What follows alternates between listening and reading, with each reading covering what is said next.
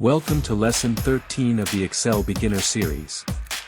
If you want to practice and follow the lesson, download the sample data for free if you have not done so. Link in description. In this lesson we learn how to use the sum function to add numbers quickly and accurately.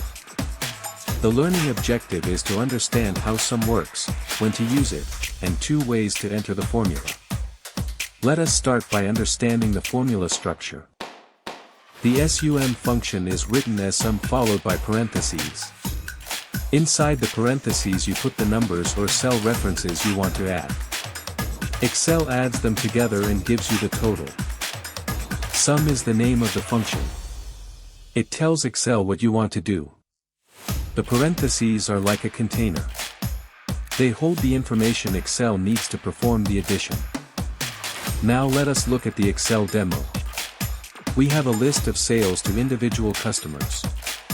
The sales amounts are in column B from row 4 to row 10. We want to find the total sales to customers. There are 2 ways to enter a sum formula. The first way is typing the cell references. Click on the cell where you want the total. Type equals sum open parenthesis. Then type B4 colon B10. Then close parenthesis. Press enter. Excel shows the total. The second way is click and drag. Click on the cell where you want the total. Type equals sum open parenthesis.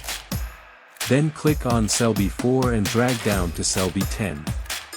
Excel automatically fills in B4 colon B10.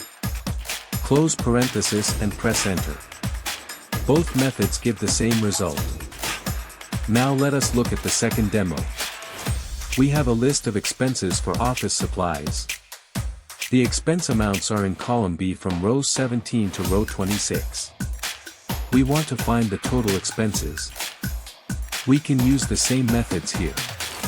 Type equals sum open parenthesis B17 colon B26 close parenthesis.